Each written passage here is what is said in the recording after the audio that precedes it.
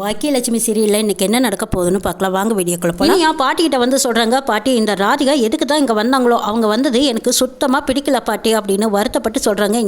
இனியா நான் என்ன பண்ணட்டு சொல்லு, என்னமோ உத்தம பட்டாட்டியை கட்டி கூட்டிகிட்டு வந்த மாதிரி இந்த கோபி சொன்னபடி கேட்காம அவளை திரும்பவும் இந்த வீட்டில் கூட்டிகிட்டு வந்து உட்கார வச்சிருக்கான்.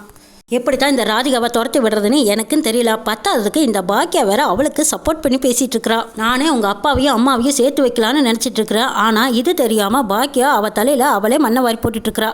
என்ன பண்ணுறதுன்னு எனக்கு தெரியல. சரி நான் இப்போ என்ன பண்ணுறேன்னா உடனே நம்ம எழிலுக்கு ஃபோன் பண்ணி அவனை இங்கே வர சொல்லலாம். ராதிகா இங்கே இருக்கிறது தெரிஞ்சால் நிச்சயமாக அவன் உங்கள் அப்பனை என்ன கேட்கணும் எப்படி பேசணும்னு பேசி ராதிகாவை இங்கேருந்து எப்படியும் வெளியே விரட்டிடுவான். ஆமாம் பாட்டி நீங்கள் சொல்கிறது சரிதான். எழில் அண்ணாவுக்கு ராதிகா நம்ம வீட்டில் வந்து இருக்கிறது மட்டும் தெரிஞ்சது அடுத்த நிமிஷமே அண்ணா இங்கே வந்து நிற்பார். பாட்டி நான் எழில் அண்ணாவுக்கு ஃபோன் போட்டு கொடுக்குறேன், நீங்கள் வாங்கி பேசுங்கன்னு இனியா சொல்லவும் சரி போட்டு கொடுமா அப்படின்னு கேட்கவும் எழிலுக்கு ஃபோன் பண்ணி கொடுக்குறாங்க. இனியா எழில் அந்த பக்கமாக ஃபோன் எடுக்கிறாங்க. பாட்டி நல்லா இருக்கீங்களான்னு கேட்குறாங்க. என்னப்பா இது இந்த பாட்டி ஞாபகமே உனக்கு இல்லையா, ஒரு ஃபோனாவது பண்ணி பாட்டி எப்படி இருக்கீங்கன்னு கேட்கக்கூடாதாப்பாங்கிறாங்க. சரி பாட்டி இப்போ எப்படி இருக்கீங்க நல்லா இருக்கீங்களா அப்படின்னு எழில் விசாரிக்க, என்ன பண்ணுறது போ நீ இல்லாமல் இந்த வீட்டில் என்னென்னமா நடந்து போச்சுப்பா. உங்கள் அப்பா ராதிகாவை கூட்டிகிட்டு வந்து இந்த வீட்டில் தான்ப்பா வச்சிருக்கான் அப்படின்னு இல்லாதும் பொல்லாதும் பாட்டி எழில் கிட்ட சொல்கிறாங்க. என்ன சொல்கிறீங்க, அவர் இந்த வீட்டில் இருக்கிறக்க எங்கள் அம்மா போட்ட பிச்சை இதில் ராதிகா வேற கூட்டிகிட்டு வந்து வச்சிருக்காரா. இருங்க பாட்டி நாங்கள் வந்து பேசிக்கிறேன்னு சொல்லிட்டு எழில் கொஞ்ச நேரத்தில் பாக்கியோட வீட்டுக்கு வந்து நிற்கிறாங்க. பாக்கியா வந்து பார்க்குறாங்க. எழில பார்த்ததும் அவ்வளோ சந்தோஷத்தில் அடடா எழில என்னது திடீர்னு வந்து நிற்கிற. ஆமாம் பட வைப்பெல்லாம் எப்படிப்பா போயிட்டுருக்கு, நான் நினச்ச மாதிரி ரொம்ப பெரிய லெவலில் தானே போகுது. பாக்கியா எழில பார்த்து கேட்க எழில் பேசாமல் அமைதியாக கோவமாக நிற்கிறாங்க. என்ன எழில் நான் பாட்டு கேட்டுகிட்டே இருக்கேன், நீ என்னமோ கோவமாக நிற்கிற மாதிரி நிற்கிறாச்சு. அமிர்தாவோட சண்டை போட்டுட்டு வந்துட்டியா, சண்டையா அப்படின்னு பாக்கியா கேட்குறாங்க.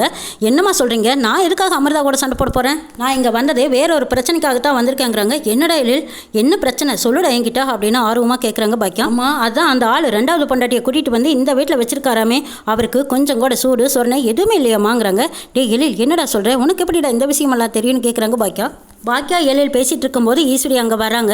ஏன் நான் தான் சொன்ன பாக்கியா, அதுக்கு என்ன இப்போ அவன் வந்தால் தான் இந்த ராதிகா வீட்டை விட்டு வெளியே போவா, அதனால தான் நான் எழில வர சொன்னேங்கிறாங்க. பாட்டி எதுக்கு இந்த விஷயத்தையெல்லாம் எழில்கிட்ட சொன்னீங்க, ஏதோ அவன் தான் கொஞ்சம் வெளியில் நிம்மதியாக இருக்கான்னு நினச்சிட்டு இருந்தேன், ஆனால் இங்கே நடக்கிற பிரச்சனைகளெல்லாம் எழில்கிட்ட சொல்லி அவனோட நிம்மதியும் ஏன் அத்தை கெடுக்குறீங்க. அம்மா நீங்கள் ஒன்றும் பாட்டியை திட்டாதீங்க, பாட்டி சொன்னதில் என்னம்மா தப்பு இருக்குது, முதல்ல அந்த ஆள் எங்கே, நான் பேசியே ஆகணும் பார்த்து ஆகணுங்கிறாங்க. எழில் பேசுகிறத கேட்டுட்டு கோபி வெளியில் வர்றாங்க. ராதிகாவும் பின்னாடியே வராங்க. எழில பார்த்ததும் அடடா எழில் நீ எப்போ வந்த அப்படின்னு ஆர்வமாக கேட்குறாங்க கோபி. உள்ளவா எழில் அப்படின்னு கோபி கூப்பிட, ஆமாம் நீ யார் என்னை உள்ளே கூப்பிட்றது, என்ன தைரியத்தில் உன் ரெண்டாவது பொண்டாட்டியை இந்த வீட்டில் கூட்டிகிட்டு வந்து வச்சிருக்கேன், எங்கள் அம்மாவையே வேண்டான்னு சொல்லி எங்கள் அம்மாவுக்கு விவாகரத்து கொடுத்த ஆள் நீ, அப்படி சொன்ன நீ திரும்பவும் ரெண்டாவது பொண்டாட்டியை கூட்டிகிட்டு வந்து எங்கள் அம்மா வீட்டில் வச்சிருக்க, உனக்கெல்லாம் கொஞ்சம் கூட வெக்கம் மானம் சூடு சொரணை எதுவுமே இல்லையா, மரியாதையாக உன்னோட ரெண்டாவது பொண்டாட்டியை கூட்டிக்கிட்டு வெளியில் போயிடும், அப்படி இல்லைனா இப்போவே நான் போலீஸில் சொல்லி உன்னை வெளியில் கழுத்தை பிடிச்சி தள்ளுற மாதிரி ஆகிடும், அப்படி இல்லைனாலும் நானே வெளியில் கழுத்தை பிடிச்சி தள்ள வேண்டியதாக இருக்கும், 4 பேர் பார்த்தாங்கன்னா பெத்த பையனே அப்பனை வெளியில் கழுத்தை பிடிச்சி தள்ளிட்டான்னு அசிங்கமாக பேசுவாங்க. எழில் என்னாச்சு உனக்கு, ஏன் இப்படியெல்லாம் பேசிகிட்டு இருக்கேன், நான் ஒன்றும் இந்த வீட்டில் சும்மா இல்லையே, ஒரு நாளைக்கு 1300 ரூபா வாடகை கொடுத்துட்டு தான் நான் இங்கே இருக்கேன், இன்னும் கொஞ்ச நாளைக்கு தான் நான் இந்த வீட்டில் இருப்பேன், உங்கள் அம்மா வாடகை கேட்டதுனால தான் நான் வாடகை கொடுக்குறேன், எங்கள் அம்மாவுக்காகத்தான் நான் இந்த வீட்டில் இருக்கேன். கோபி அம்மா மேலே இருக்கிற பாசத்தில் தான் இந்த வீட்டுக்கு ராதிகாவை கூட்டிகிட்டு வந்து இருக்கிற மாதிரி அவங்க பக்கம் நியாயம் இருக்கிற மாதிரி பேசிகிட்டு இருக்காங்க. ஏமா எதுக்காகமா இந்த ஆள் எல்லாம் வீட்டுக்குள்ளே சேர்த்துறீங்க, ஏமா இந்த ஆள் உரிமையோட இந்த வீட்டில் ரெண்டாவது பொண்டாட்டியை கூட்டிகிட்டு வந்து குடும்பம் நடத்திட்டு இருக்காரு, இதை பார்க்கும்போது எனக்கே அசிங்கமாக இருக்குமா, வெளியில் இருக்கிறவங்க ஒரு பொண்டாட்டி இருக்கும்போது இன்னொரு பொண்டாட்டியும் கூட்டிகிட்டு வந்து 2 பொண்டாட்டியோட குடும்பம் நடத்திட்டு இருக்கான்னு ரொம்ப அசிங்கமாக கேவலமாக பேசுவாங்கம்மா, இந்த ஆளையெல்லாம் உள்ளேயே சேர்த்திருக்கப்படாது, எதுக்காக சேர்த்துனீங்கன்னு எழில் கேள்வி மேலே கேள்வி கேட்குறாங்க.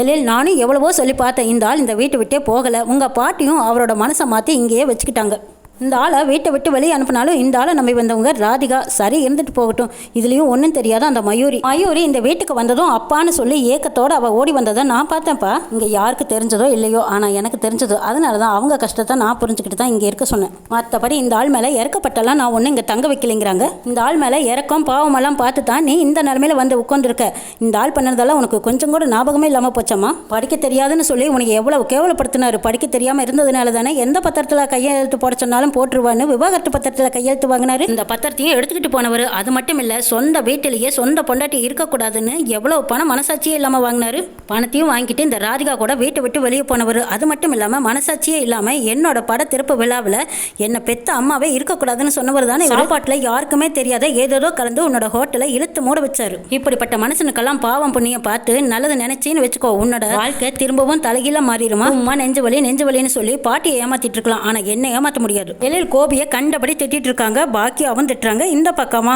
இனியாவும் செலியனும் பார்த்துட்டு, அண்ணே நீங்கள் ராதிகாவை என்ன வேணாலும் திட்டுங்க, ஆனால் அப்பா பாவம், அவரே உடம்பு சரியில்லாதவர், அவர் எதுவும் பேசாதீங்கன்னு சொல்கிறாங்க. அப்பா இங்கே இருந்தாங்கன்னா தான் குணமாவாங்க. அப்பா செஞ்ச தப்புக்கெல்லாம் இப்போ அம்மா கிட்ட மன்னிப்பு கேட்டுக்கிட்டு தானே இருக்காங்க. ஆனால் அம்மா தான் அப்பாவை மதிக்கவும் இல்லை, மன்னிக்கவும் இல்லை. ஆனால் எதுக்காக நீ டாடியை திட்டுற? அப்பாவை நீ எதுவும் சொல்லாத, அந்த மயூரியின் ராதிகாவையும் வேணா வீட்டை விட்டு வெளியே போக சொல்லுங்கன்னு அப்படின்னு இனியா சொல்லுவோம். இங்கே பார் இனியா, இனிமே இந்த ஆளுக்கு நீ சப்போர்ட் பண்ணி பேசிட்டு இருந்த உன் பல்ல கட்டி கையில் கொடுத்துருவேன் பார்த்துக்கோ. நீ பேசாமல் அமைதியாக நின்று பாரு. இவ்வளோ துரோகம் பண்ணிட்டு இருக்கிறாருன்னு நான் சொல்லிட்டு இருக்கிறேன், ஆனாலும் நீ இந்த ஆளுக்கு சப்போர்ட் பண்ணிட்டு இருக்கிறீனியா? இந்த ஆளு நம்மளை எல்லாத்தையும் விட்டுட்டு போனதுக்கு அப்புறமா அம்மா நமக்காக மட்டும்தான் வாழ்ந்துட்டு இருக்காங்க. ஆனா நீ அம்மாவுக்காக ஒரு நாளாவது சப்போர்ட் பண்ணி பேசியிருப்பியான்னு கேட்குறாங்க. எழில் ராதிகா கிட்ட நேரடியாக கேட்குறாங்க. ராதிகா, உங்களுக்கு கூட கொஞ்சம் கூட வெக்கம் இல்லையா? உங்க கூட இந்த ஆள் வாழ வரல அப்படின்னு சொன்னா நீங்க போலீஸ்ல கம்ப்ளைண்ட் கொடுத்துருக்கணும். நான் கூப்பிட்டு இந்த ஆள் வரல, பொண்டாட்டிகிட்ட போய் உட்காந்துருக்காருன்னு நீங்க கம்ப்ளைண்ட் கொடுக்க வேண்டியதானே? உங்களுக்கெல்லாம் வெக்கமே இல்லையா? இங்க வந்து உட்காந்துருக்கீங்க. நீங்க ஒரு நல்ல ஃப்ரெண்டு நினைச்சு தானே இந்த ஆளை திரும்பவும் உங்க வீட்டுக்கு எங்க அம்மா அனுப்பி வச்சாங்க. இந்த ஆள் கூப்பிட்டாருன்னு திரும்பவும் எங்கள் அம்மா கூட வந்து நிற்கிறீங்க. நீங்கள் 2 பேரும் தைரியமாக இந்த வீட்டில் வந்து உட்காந்துருக்கிறத பார்த்து எங்கள் அம்மா மனசில் எவ்வளோ வலியும் வேதனை இருக்கும் அது எனக்கு மட்டும்தான் தெரியும். ஆள் ஆப்ரேஷன் பண்ணி ஹாஸ்பிட்டலில் இருக்கும்போது அப்போ உங்களை பார்க்கும்போது எனக்கு பரிதாபமாக இருந்தது. ஆனால் இப்போ உங்களை பார்க்கும்போது எனக்கு வெறுப்பாக இருக்குது. உடம்பு சரியில்லைனதும் உடனே எங்கள் அம்மாவுக்கு தான் இந்த ஆள் ஃபோன் பண்ணியிருக்காரு. எங்கள் அம்மாவும் ஏதோ ஒரு 3வது மனுஷன் மாதிரி சரி போனா போகட்டுமேனு வந்தா பார்த்தாங்க. ஆனாலும் அந்த நன்றி கடன் கூட இல்லாமல் திரும்பவும் உங்களை கூட்டிகிட்டு வந்து இந்த வீட்டில் வச்சிருக்காரு பாருங்க. இவருக்கும் உங்களுக்கு வேணா வெக்கமே இல்லாமல் இருக்கலாம், ஆனால் எங்களுக்கு ரொம்ப அசிங்கமாக இருக்குது. அம்மா இந்த ஆள் எல்லாம் நீ காப்பாற்றிடவே கூடாது, செத்து போகட்டும்னு விட்டுருக்கணும். நீ பாவம் புண்ணியம் அனுதாபப்பட்ட இன்னைக்கு முன்னாடியே வந்து நிற்கிது பாரு, இதெல்லாம் நமக்கு தேவைதானு எழில் கேட்குறாங்க. டே எழில் எதுவும் பேசாதடா, விட்டுடா, சின்ன பொண்ணு மயூரிக்காவது நான் விட்டு கொடுத்து போகலாம், ஒன்றும் தப்பு இல்லைங்கிறாங்க.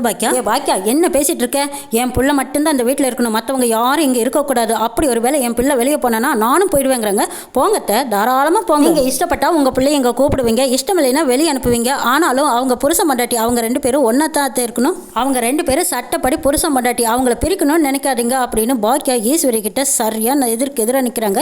அம்மா நீயே என்னம்மா ராதிகாவுக்கு சப்போர்ட் பண்ணி பேசிட்டு இருக்க? முதல்ல அவங்கள வெளியே அனுப்பு, அப்படி அவங்க வெளியே போகலைன்னா நீ என் கூட வந்துருமாங்கிறாங்க எழில். ராதிகா எழில் கிட்ட சொல்கிறாங்க. எழில், உங்கள் அம்மா இல்லாத வீட்டில் நாங்கள் இருக்கக்கூடாதுப்பா, உங்கள் அம்மாவே இந்த வீட்டில் இருக்கட்டும், நாங்கள் வெளியில் போயிடுறோம். கோபி நம்ம இந்த வீட்டை விட்டு வெளியே போகலான்னு ராதிகா கோபியை கூப்பிடுறாங்க. இதுக்கு மேலேயும் நம்ம அவங்கள கஷ்டப்படுத்தக்கூடாது. இப்போ எழில் சொன்னதுக்கு அப்புறம் தான் எனக்கே புரியுது, அதனால நம்ம வெளியில் போகிறது தான் சரிங்கிறாங்க ராதிகா. ஈஸ்வரி உடனே ராதிகாவை கூப்பிட்டு, ஏண்டி நீ போகிறதுனா போடி, என் பிள்ளைய எதுக்கடி கூப்பிட்டு இருக்கிற? இனியா செலியன் இவங்க எல்லாருமே அவனோட பாசத்துக்காக ஏங்கிட்டு இருக்காங்க. டே கோபி, உன் பிள்ளைக்கு தான் உனக்கு முக்கியம், அதுக்கு மேலே நீ எனக்கு முக்கியம்ப்பா, நீ எங்களோட தான் இருக்கணும், அவ கூட போகாதப்பாங்கிறாங்க ஈஸ்வரி. ஈஸ்வரி சொன்னதும் எழிலுக்கு சரியான கோவம் வருது. என்ன பாட்டி நினச்சிட்டு இருக்கீங்க? அந்த ஆள் இந்த வீட்லேயே இருக்கக்கூடாதுன்னு சொல்லிட்டு இருக்கேன், நீங்கள் இந்த வீட்டில் தான் இருக்கணும்னு கேட்டுட்டு இருக்கீங்க. அப்போ நான் இவ்வளோ தூரம் பேசிகிட்டு இருக்கேன், உங்களுக்கு புரியலையான்னு திட்டுறாங்க எழில். அம்மா எழில் சொன்னதும் சரிதான், முதல் பொண்டாட்டி இருக்கும்போது 2வது பொண்டாட்டியை இதே வீட்டில் கூட்டிகிட்டு வந்து இருக்கிறது தப்புதாம்மா. அம்மா நான் ராதிகாவையும் மயூரியும் கூட்டிகிட்டு வெளியில் போயிட்டோமா, நான் இனியுமே இங்கே இருக்க வேண்டாம், இருக்கக்கூடாது. எழில் சொன்னதுக்கப்புறம் தான் எனக்கும் புரியுது. பாக்கியா என்னை மன்னிச்சிடு, எங்களுக்கு தங்கருக்கு நீ இடம் கொடுத்தது ரொம்ப நன்றி பாக்கியா. பாக்கியா நான் உனக்கு பண்ணின துரோகத்துக்கு எதையும் மனசில் வச்சுக்காம என்னோட உயிரை காப்பாற்றிருக்கேன். நான் கூப்பிட்டதும் நன்றி விசுவாசமா நீ ஓடி வந்து என்னை பார்த்த, இந்த என்னோட உயிர் இருக்க வரைக்கும் நான் உன்னை மறக்கவே மாட்டேன் பாக்கியா அப்படின்னு உணர்ச்சி வசப்பட்டு பாக்கியா கிட்ட நன்றியும் மன்னிப்பும் கேட்குறாங்க. எங்களுக்காக நீங்கள் எவ்வளவோ செஞ்சுருக்கீங்க, இதை நானும் உயிர் உள்ள வரைக்கும் மறக்க மாட்டேன். இந்த உலகத்தில் இன்னும் நல்லவங்க இருக்காங்க பாக்கியா, நன்றின்னு சொல்லிட்டு கிளம்ப போகிறாங்க.